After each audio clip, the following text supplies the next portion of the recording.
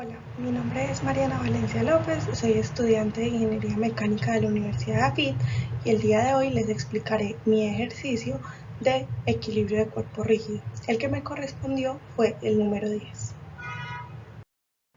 En el ejercicio se nos formulan unas preguntas que veremos a continuación. El ensamble que se muestra en la figura consiste de una varilla AF, que es la que tenemos acá en la mitad, de 80 milímetros de alto, soldada a una cruz formada por 4 brazos de 200 milímetros cada uno, que vendrían siendo cada uno de estos. El ensamble se sostiene mediante una junta de rótula en F y 3 eslabones cortos, la rótula de F y los 3 eslabones cortos, cada uno de los cuales forma un ángulo de 45 con la vertical. Aquí pues se puede ver como el ángulo. Si la magnitud de la fuerza P es igual a 200 newtons, que tenemos que esta es nuestra fuerza P, debemos resolver el momento generado por el eslabón D con respecto a F. Necesitamos el momento de este eslabón con respecto a este punto F. La tensión en cada eslabón, la tensión de cada una de estas cuerditas, las componentes de la fuerza de reacción en F. Vamos a ahorita más adelante a ver qué fuerzas de reacción podemos obtener y cuál es el eslabón que posee la mayor tensión y por qué. Aquí podemos observar el diagrama de cuerpo libre. Entonces, tenemos nuestra fuerza F, que si la descomponemos, podemos observar que tiene una componente en el eje Z, una componente en el eje Y y una componente en el eje X. Contamos también con las fuerzas de tensión ejercidas por las cuerdas o los cables de los eslabones, que vendría siendo la tensión B, la tensión C y la tensión D.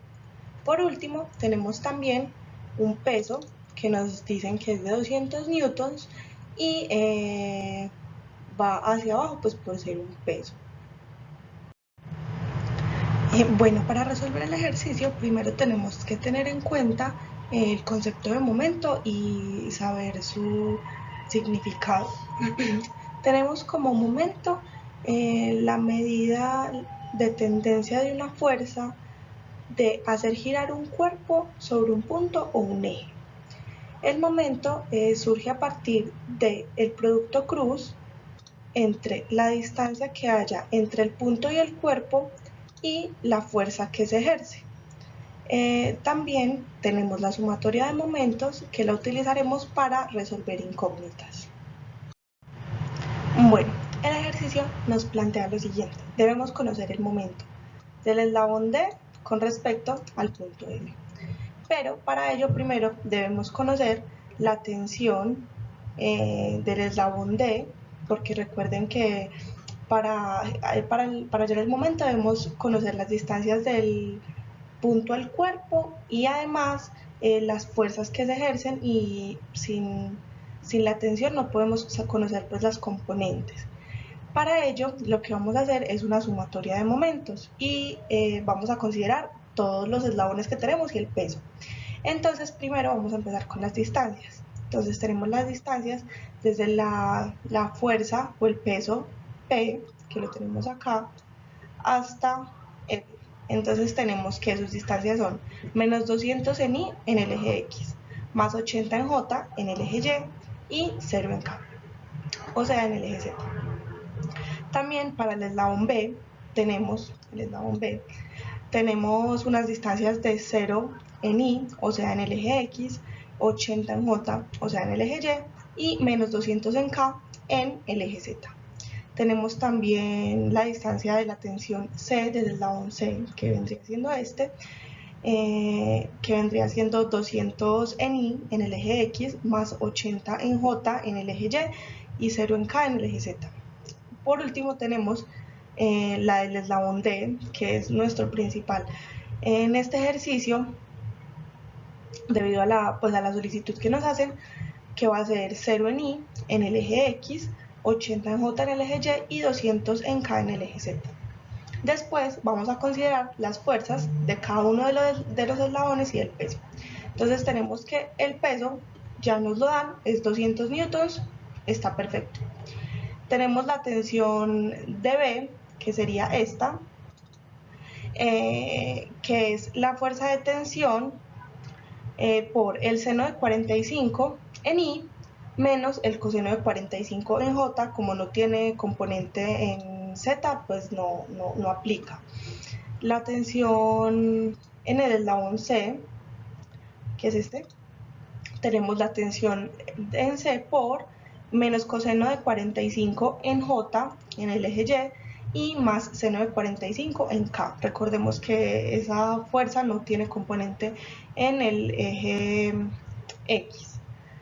Por último tenemos la tensión con respecto al eslabón D, que va a ser la tensión en D por menos seno de 45 en I en el eje X y menos coseno de 45 en J. Ya teniendo los datos que necesitábamos, que son las distancias y las componentes de la fuerza de cada una de las fuerzas, podemos proceder a hacer los productos cruces de cada una de ellas. En este caso tenemos la de la fuerza P, la de la tensión B, la tensión C y la tensión D. Bueno, ahora que conocemos el producto cruz de cada una de las fuerzas, podemos proceder a hacer la sumatoria de momentos en los diferentes ejes, siendo estos X, Y y Z. Y considerando cada una de las fuerzas o tensiones que encontramos en nuestro sistema, que serían la fuerza P, o sea, el peso que nos dan, la tensión del eslabón B, la tensión del eslabón C y la tensión del eslabón D. Una vez operamos estas ecuaciones, podemos obtener que al despejar encontramos la tensión en el eslabón B, que es de menos 73.8 newtons, la del eslabón C, que es de 246.2 newtons, y la del eslabón D, que es de menos 172.4 newtons. Después de tener los resultados, podemos evidenciar que la tensión mayor o la fuerza mayor entre los eslabones va a ser la de 246.2 newtons, o sea, la del eslabón C. Ahora, una vez conocemos las tensiones, podemos pasar a resolver una de nuestras incógnitas, la cual es el momento generado por el eslabón D con respecto al punto F. Para ello necesitamos las distancias del eslabón al punto, que serían 0 en I más 80 en J y 200 en K, por las componentes de esa fuerza. Procedemos a hacer el producto cruz como lo habíamos mencionado anteriormente y obtenemos que el momento expresado como vector es igual a 140 en I menos 140 en J y más 56 en K. Por último, el momento visto como resultante es de 205.75 Nm. Bueno, y ya contando con todos los datos solicitados, podemos proceder a hallar las componentes de la fuerza F. Para ello vamos a hacer una sumatoria de fuerzas en el eje X, en el eje Y y en el eje Z, y vamos a considerar todas las fuerzas o tensiones que hay en nuestro sistema. En este caso, la tensión del eslabón B, la tensión del eslabón C, la tensión del eslabón D, el peso y cada una de las componentes de la fuerza F.